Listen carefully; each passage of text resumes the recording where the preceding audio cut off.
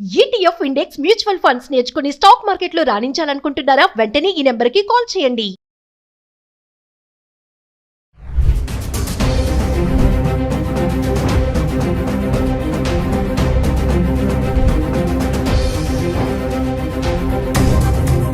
Hello viewers, welcome back to our channel. ప్రస్తుతం మనతో పాటు ఉన్నారు ఎంఎన్సీ ఎగ్జిక్యూటివ్ 25 ఇయర్స్ నుంచి అమెరికాలో ఉంటున్నటువంటి వీరభద్ర సార్ గారు. సార్తో మాట్లాడదాం. ప్రెసెంట్ అమెరికాలో సిచ్యువేషన్ ఎలా ఉంది అనేది. ఈరోజు చూసుకుంటే మరి 8 లక్షల మందిని ట్రంప్ గెట్అవుట్ అంటున్నాడు. చాలా మందిని రిటర్న్ పంపించేస్తున్నారు, మిలిటరీ ఎయిర్ క్రాఫ్ట్ బుక్ చేసి కూడా. మరి ఒక్కసారి సార్తో మాట్లాడదాం. మరి అక్కడ ఉన్నారు కాబట్టి అక్కడ ప్రెసెంట్ సిచ్యువేషన్ ఏంటి, మన వాళ్ళు ఎలాంటి ఇబ్బందులు పడుతున్నారు అనే దానిపైన. నమస్తే సార్. నమస్తే అమ్మా. సార్, అమెరికాలో H1B వీసాతో సెటిల్ అవ్వాలి అంటే ప్రాసెస్ ఎలా ఉంటుంది? అంటే H1B వీసా ఉంటే సెటిల్ అయిపోవచ్చు అక్కడ అంటే ఏం చెప్తారు సార్? ఇప్పుడు కొన్ని మాటలు మనము చాలా లూజ్గా వాడుతూ ఉన్నాయి. ఎవరైనా సరే మీ ఆడియన్స్ చూసేవాళ్ళు, ఫస్ట్ ఆఫ్ ఆల్ సెటిల్ అవడం అంటే ఏంటి? ఫిజికలీ స్టే చేయడమా, ఫినాన్షియలీ ఎస్టాబ్లిష్ అవ్వడమా, లేకపోతే ఒక ఉద్యోగంలో లాంగ్ టైంలో ఎంగేజ్ అవ్వడమా, ఏంటి? సో H1B అన్నది is just your visa status. H1B జనరల్గా for the long maximum period of 6 years ఇస్తారు. మధ్యలో ఒక 3 years తర్వాత రెన్యువల్ చేయాలి. అలానే H1B అనేది ఎంప్లాయర్ స్పాన్సర్డ్ వీసా. ఒక ఎంప్లాయరు నేను నా ప్రయత్నాలు నేను చేసి లోకల్గా ఉద్యోగుల కోసం వెతికితే నాకు కావాల్సిన స్కిల్ అండ్ ఎక్స్పీరియన్స్ ఉన్నవాళ్ళు దొరకలేదు కాబట్టి నేను H1 ఫైల్ చేస్తున్నా అని ఒక అండర్టేకింగ్ ఇచ్చి, ఎఫిడవిట్స్ ఇచ్చి, దానికి తగ్గట్టుగా తను చేసిన ఎఫర్ట్స్ ఏంటి, మినిమం 3 months ఎంతో పబ్లిష్ చేసి, ఎన్ని రెజ్యూమ్స్ వచ్చాయి, ఎంతో ఫిల్టర్ చేసాము, ఇవన్నీ ప్రూవ్ చేయాలి అది ఆ కంపెనీ. అప్పుడు వాళ్ళు ఫైనల్గా H1 ఫైల్ చేస్తారు. ఆ H1లో ఎవరన్నా నాలాంటి వాడు వచ్చాడు అనుకుందాం.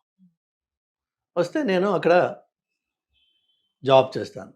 మళ్ళీ అగైన్ లాస్ట్ టైం మీకు చెప్పాను, there is nothing called a job in America.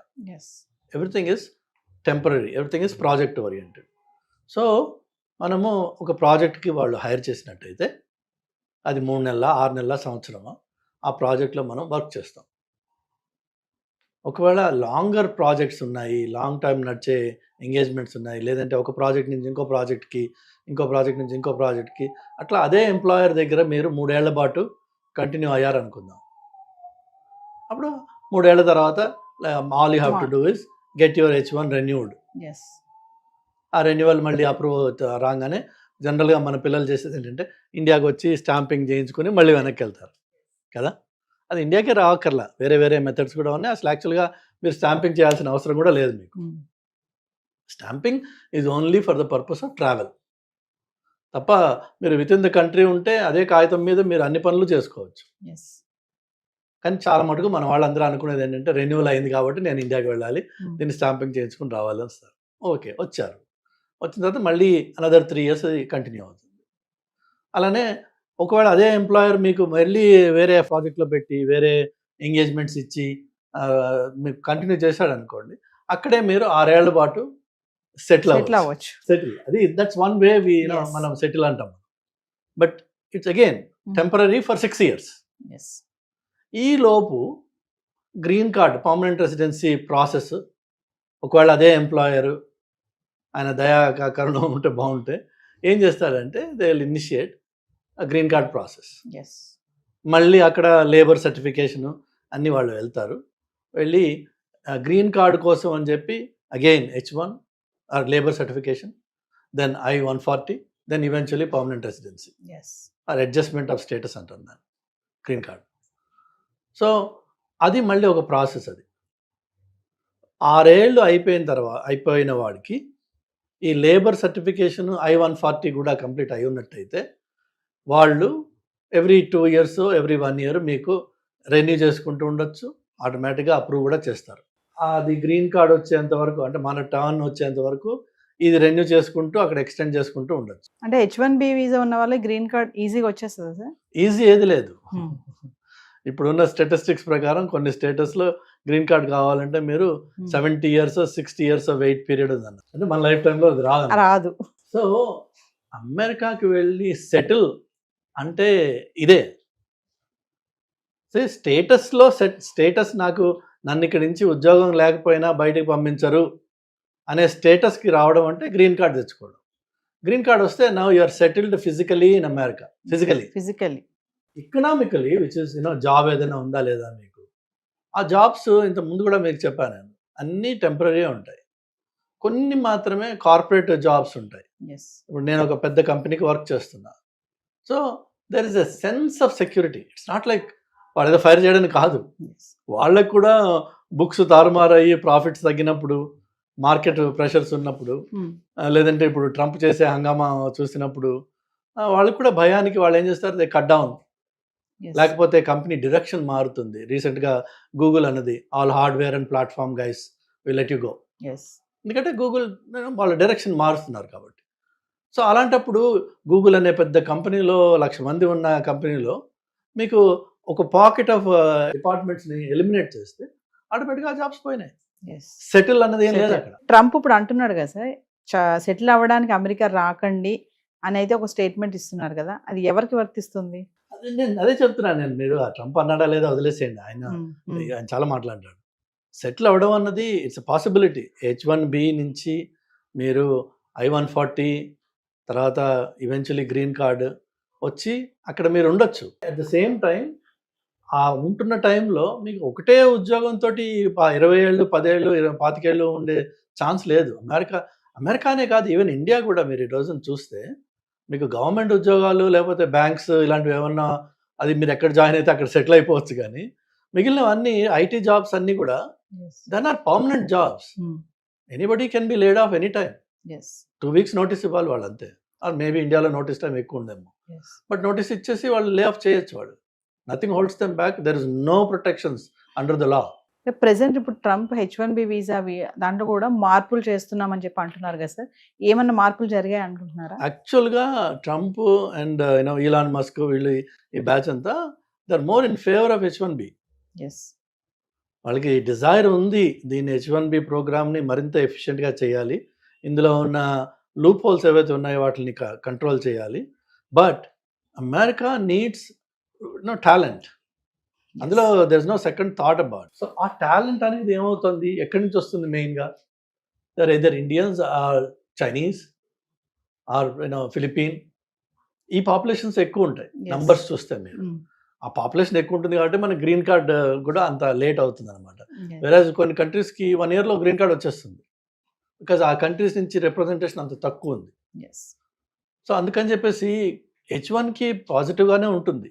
In future issues ఇంకా డెవలప్ అవుతాయి, పాజిటివ్నెస్ బాగుంటుంది. కానీ వాళ్ళకి గ్రీన్ కార్డ్ రావడం అనేది అది ట్రంప్ ఒక్కడి వల్ల అయ్యే పని కాదు. అది కాంగ్రెస్లో లీగల్ ఏదైతే ఉందో స్టేటస్ మార్పిడి లేకపోతే గ్రీన్ కార్డ్స్ కోటా మేనేజ్మెంట్ ఏదైతే ఉందో దానికి నేను అమెరికాకు వెళ్ళినప్పటి నుంచి క్యాంపెయినింగ్ నడుస్తోంది, ఇన్ఫ్లుయెన్సెస్ నడుస్తున్నాయి, బిల్స్ వస్తున్నాయి. కానీ అన్ని బిల్స్ ఫెయిల్ అయిపోయినాయి ఇప్పటిదాకా. Nobody could overhaul that process, that system. అందులో సిస్టంలో ప్రాబ్లమ్స్ ఉన్నాయని అందరికీ తెలుసు. లీగల్ ఇమిగ్రెంట్స్ కష్టపడుతున్నారన్న విషయం అందరికీ తెలుసు. కానీ దాన్ని ఫిక్స్ చేయడం అన్నది it's a political land mine. Nobody wants to step on that. ఎందుకంటే H1 L1 F1 ఇంకో 1 అది వదిలేసి అందరూ ఇమిగ్రెంట్స్. అండ్ ఇమ్మిగ్రేషన్ అనేది ఒక సెన్సిటివ్ టాపిక్. సో దాంట్లో ఏమాత్రం అటు ఇటు చేసినా ఎవరైతే దాన్ని సెన్సిటివ్గా చేసి భూతంలా తయారు చేసి ఇమ్మిగ్రెంట్స్ వచ్చి మన అమెరికాని మన కల్చర్ని మార్చేస్తున్నారు, ఇవన్నీ ఉన్నాయి కదా గొడవలు. సో వాళ్ళు they take that up as a very serious topic. So పాలిటిక్స్లో ఎవరైతే ఉన్నారో పొలిటీషియన్స్కి వాళ్ళ కెరీర్ ఎండ్ అయిపోయే అవకాశం ఉంది ఆ టాపిక్ని టచ్ చేస్తే. ఒక విషయం చెప్పండి సార్, అంటే ఎలా పడితే అలా అమెరికా వెళ్ళిపోవాలి ఏదోలాగా, అక్కడికి వెళ్ళి పడ్డామా అక్కడ ఉద్యోగం ఏదో చేద్దామా అని కాకుండా ప్రెసెంట్ ఏంటంటే టాలెంట్ స్మార్ట్ పీపుల్ని ఖచ్చితంగా అక్కడ తీసుకోవడం అనేది జరుగుతుంది అంటారు. ఇక్కడి నుంచి వెళ్ళే వాళ్ళు ఖచ్చితంగా ఏదో ఒక టాలెంట్తోనే వెళ్ళాలి. ఏమీ లేకుండా ఏదో అక్కడికి వెళ్ళి పడ్డామా ఏదో చేసుకున్నాం బ్రతుకుదాం అంటే మాత్రం ఇప్పుడు సర్వైవ్ అయ్యే పరిస్థితి ఉందా లేదా అంటే ఏం చెప్తారు సార్? ఇప్పుడు కాదు, అది ఎప్పుడు లేదు ఆ పరిస్థితి. ఎందుకంటే అన్ఫార్చునేట్గా మనము అక్కడ వెళ్ళి ఇండియన్స్ కొంత సిస్టమ్స్ని అక్కడ పొల్యూట్ చేసిన మాట వాస్తవం. నేను రీసెంట్ టైమ్స్లో I have seen notifications for ఇది ఎంప్లాయీస్ కోసం నోటిఫికేషన్స్ పెట్టిన వాళ్ళు క్లియర్గా కింద చెప్తున్నారు, no AP or Telangana graduate. అదే మనం ఎంత నొటోరియస్ అయిపోయాం అన్న దానికి ఒక ఎగ్జాంపుల్ చెప్తున్నాను. ఎస్. పోనీ ఆ పెట్టిన వాడు లోకల్ అమెరికన్ కాదు, వాడు ఇండియనే. బట్ వాళ్ళు చూస్తున్నారు ఏంటంటే మనం చేసే తప్పుడు పనులు ఏవైతే ఉన్నాయో, అంటే ఏంటంటే ఫర్ ఎగ్జాంపుల్ ఈ స్టూడెంట్స్గా చదవడానికి వస్తారు F1 మీద, ఆ వచ్చిన పిల్లవాడికి మహా ఉంటే 22-23 ఇయర్స్ ఉంటాయి ఏజ్. వాడికి వచ్చి మాస్టర్స్ చేస్తాడు, వాడికి ఒక రెజ్యూమే తయారు చేస్తారు ఈ కన్సల్టింగ్ కంపెనీస్. అది 100% బోగస్ అది. ఓకే. ఓకే, సో ఆ బోగస్ రెజ్యూమే మీద జాబ్స్ ఎవరిస్తారమ్మా? సో ఏదో ఒకటి చేసుకుంటా అంటే ఈ దొంగతనం కొన్ని రోజులే నడుస్తుంది, ఏదైనా సరే అది పట్టుపడుతుంది, పట్టుపడిపోయింది ఇప్పుడు. బట్ నెవర్ ద లెస్ మనం చేసింది దొంగతనం. నేను అమెరికాకి వెళ్ళి ఏదో ఒకటి చేసుకుని బతికేస్తాననే ప్రసక్తి లేదు అక్కడ. అంటే ప్రెజెంట్ ఒక విషయం చెప్పండి సార్, ప్రెజెంట్ మాత్రం అక్కడికి వెళ్తే టెంపరీ, నువ్వు జాయిన్ చేసానికి వెళ్ళినా చదువుకోవడానికి వెళ్ళినా ఏదైనా సరే టెంపరీగానే ఉండి రావాలి తప్ప అక్కడ సెటిల్ అవ్వడం అనే ఆలోచన అనేది ఇప్పుడున్న పరిస్థితిలో లేదు అని అనుకోవచ్చు అంటారా? టెంపరీ అంటే మీరు అమెరికాకి విజిట్కి వెళ్ళి రావడం అనేది ఉంది కదా ఒకటి, దాన్ని B1 B2 వీసా అంటారు. అలా వెళ్ళేసి సరదాగా 3 నెలలు 2 నెలలు తిరిగేసి వస్తాను నేను, అది కూడా ఆ వీసా అప్రూవ్ అయితే వెళ్ళి తిరిగి రండి, ప్రాబ్లం లేదు. కానీ అక్కడికి వెళ్ళి నేను ఏదో ఒక ఆడ్ జాబ్ చేసుకుంటాను, ఆడ్ జాబ్స్ అంటారు వాటిని. ఏదైతే మీకు ఎంప్లాయర్ చెక్ రూపకంగా మీకు శాలరీ ఇవ్వలేడు, బై క్యాష్ ఇస్తారు. ఎందుకంటే ఎంప్లాయర్ కూడా తెలుసు is not suppose to employ you, కానీ వాడు వాడుకున్నాడంటే క్యాష్ రూపకంగా డబ్బులు ఇస్తాడు. That means you are living an illegal life. మీరు నిర్ణయం చేసుకోవాల్సిందల్లా మీ ఆడియన్స్ అందరికి ఎవరికైనా నేను చెప్పేది ఏంటంటే, అక్కడికి వెళ్ళి ఆ బతుకు బతకాల్సిన అవసరం ఉందా నీకు? అక్కడికి వెళ్ళి అంత హీనంగా ఏ మెక్డానల్డ్స్లోనో లేదంటే ఏ ఇండియన్ రెస్టారెంట్లోనో నలుగురికి సర్వ్ చేయడమో, లేదంటే గిన్నెలు కడగడమో, లేదంటే స్టోర్స్లో పనిచేయడమో అర్ధరాత్రి అపరాత్రి, అక్కడ ఉండే ఆ రిస్కులు ఉన్నాయి. బట్ ఆ వర్క్ కోసం అని చెప్పి నువ్వు అమెరికాకి వెళ్ళాలా? డాలర్ కన్వర్షన్ అంత గొప్పదా, అంత అవసరమా? అది లేక ఇక్కడే మన అహంకారం ఏదైతే ఉందో కొంచెం అహాన్ని కొంచెం కంట్రోల్ చేసుకుని ఎంతోమంది మాస్టర్స్ చేసి ఇంజనీరింగ్ చేసి ఫార్మస్యూటికల్ డిగ్రీస్ చేసి పిల్లలు పానీపూరి బండి పెట్టుకున్నారు. ఇండియాలో హైదరాబాద్లో ఉన్నారు మీకు మాస్టర్స్ చేసి పానీపూరి పెట్టుకున్న వాళ్ళు, రోజుకి 3,000 2,000 4,000 సంపాదిస్తున్నారు వాళ్ళు. తప్పేంటి అందులో? కానీ మనకేంటంటే డిగ్నిటీ ఆఫ్ లేబర్ అని చెప్పి ఒకటి ఇండియాలో ఇక్కడ ఉంది. అదంతా నేను చేస్తా, ఇదంతా నేను చేస్తా అక్కర్లా. నువ్వు ఏదైనా సరే, ఏ పనైనా సరే, ఫస్ట్ ఆఫ్ ఆల్ నీ సెల్ఫ్ రెస్పెక్ట్ మెయింటైన్ చేసుకుని నువ్వు పని చేసినట్టయితే అది నీకు గర్వంగా ఉంటుంది, ధైర్యంగా ఉంటుంది. నువ్వు దొంగతనంగా బతకాల్సిన అవసరం లేదు. అక్కడ మీకు డ్రైవర్స్ లైసెన్స్ రాదండి మీకు స్టేటస్ లేకపోతే, which means you can never drive. వేరే వాళ్ళ కారులో అయాపా అని అడుకుని తిరగాలి తప్ప యూ కెన్ నెవర్ డ్రైవ్. ధైర్యంగా మీరు ఒక ఫ్లైట్ ఎక్కి వెళ్ళలేరు, ఎక్కడ ఎవడు నేను స్టేటస్ చెక్ చేస్తాడు. అంత దొంగగా ఉండాలి. అంత ఉండాల్సిన అవసరం ఉందా? అన్ఫార్చునేట్ ఏంటంటే నాకంటే ముందు 10 మంది వెళ్ళారు, వాళ్ళందరూ అక్కడ ఉన్నారు, వాళ్ళు సెటిల్ అయిపోయారు, నేను కూడా వెళ్తా అక్కడికి. ఈ పక్కవాడిని చూసుకుని మనకి అది ఆ ఇచ్చి మొదలవడం తప్ప, అందులో అక్కడికి వెళ్ళాక తెలుస్తుంది వాడు ఎంత దరిద్రంగా అక్కడ ఉంటున్నారు అనేది. ఒక్కొక్క అపార్ట్మెంట్లో 4-3 ఉండాల్సిన అపార్ట్మెంట్లో 8 మంది 10 మంది ఉంటారు. కొన్ని చోట్ల అయితే రాత్రి షిఫ్ట్ సగం మంది పనిచేస్తారు కాబట్టి వాళ్ళ బెడ్స్ వాళ్ళు వాడుకోవడానికి ఈ డే షిఫ్ట్ వాడు అపార్ట్మెంట్లో ఉంటాడు. ఒక రోజున వాడు బ్రేక్ తీసుకుంటే వాడికి పడుకోవడానికి చోటు ఉండదు. అతి హీనంగా ఉంటుంది పరిస్థితి. అక్కడికి వెళ్ళి అంత హీనంగా ఉండాల్సిన నీకు కర్మ ఉంది, నాకు వేరే ఏమీ అవకాశాలు లేవు ఇక్కడ అంటే గాడ్ ఈజ్ గ్రేట్. కానీ అంత దరిద్రాన్ని అక్కడ ఉన్నవాడు నీకు చెప్పడు, ఆ విషయం చెప్పరు. వాడేమో అమెరికా 4 బిల్డింగ్స్ బొమ్మలు చూపిస్తే ఇదే అమెరికా అనుకుంటావు. ఆ బిల్డింగ్స్ ఉన్నది ఓన్లీ న్యూయార్క్ సిటీ డౌన్ టౌన్లో మాత్రమే ఉన్నాయి, or maybe Chicago, or maybe LA. But the rest of America is actually wide open green space. గట్టిగా అరిస్తే పక్కింటి వాడు పిలిపి మనకి కనిపించని పలకని ఇంత దూరంలో ఇళ్ళు ఉంటాయి కొన్ని చోట్ల. ఒంటరితనంతో చచ్చిపోతుంటారు అక్కడ. సో అక్కడికి వెళ్ళి నాకు అంటే వేరే వాళ్ళు చెప్పిన విషయాలు అవి విని మభ్యపడి అక్కడికి వెళ్ళే బదులు ఫ్యాక్ట్ చెక్ చేయండి. What is the reality on the ground. Present sir H1B visa tight అవుతుంది, టైట్ చేస్తున్నాడు ట్రంప్ అంటే ఏం చెప్తారు ఓవరాల్ గా? టైట్ లూజ్ అంటే ఏం లేదండి, మనకి ప్రాపర్ క్వాలిఫికేషన్ ఉంది. నెంబర్ 1 క్వాలిఫికేషన్ ఉంది. నెంబర్ 2 వీసా ఇంటర్వ్యూకి వెళ్ళినప్పుడు ఆయన అడిగే మినిమం ప్రశ్నలకి నేను ఇంగ్లీష్లో జవాబు చెప్పగలనా లేదా. అలా ఇది వాళ్ళు 100 ప్రశ్నలు వేయరు కదా, అది ఇంటర్వ్యూ కాదు, అది 3-4 ఉంటాయి. వాళ్ళు అదే మెతుకు ముట్టుకున్నట్టే, మొత్తం ఒక అన్నంలో చేయబెట్టట్లేదు కదా. ఆ 3 మెతుకుల్లో మీకు అది ఇది పాడైపోయింది అన్నం రా అని చెప్పి అది తెలిసిపోతుంది. అలా కాదు, మీ దగ్గర సరుకు ఉంది. If you are talented you should definitely try. America is one country where if you are talented your opportunities are endless. కానీ ఇక్కడ నువ్వు చదివిందే వానాకాలపు చదువు, అక్కడికి వెళ్ళి ఏం చేస్తావు పరిస్థితి. సో దయచేసి నా సలహా ఏంటంటే work on yourself first, be good at some subject, take whatever it is hot ఏదైతే మార్కెట్లో ఉందో, అది ఏఐనా డేటానా ఎంఎల్ఆ ఏదైనా సరే, ఒక టాపిక్ తీసుకోండి, దాని మీద పని చేయండి, దాని మీద గట్టిగా ఫౌండేషన్ బేస్ చేసుకోండి, క్రియేట్ చేసుకోండి. దెన్ కమ్యూనికేషన్ మీద వర్క్ చేయండి. Communication, be able to express yourself and explain what you know. నాకు తెలుసు నువ్వు ముందు జాబ్ ఇచ్చే నేను చేసి చూపిస్తా అంటే ఎవడివ్వడు, అని నాకు తెలుసు అన్న విషయాన్ని నేను చెప్పుకోగలగాలి. ఇవి 2. 3వది వచ్చేసి I need to be presentable. మాసిపోయిన గడ్డమును జుట్లు పెట్టుకుని ఏదో పనికిరాని అలాగ అప్పుడే నిద్ర లేచి ఇంటర్వ్యూలకు వెళ్తే ఆ జాబ్ ఇంటర్వ్యూ రాదు, వీడి వీసా ఇంటర్వ్యూ రాదు, 2 రావు. You need to present yourself like a professional.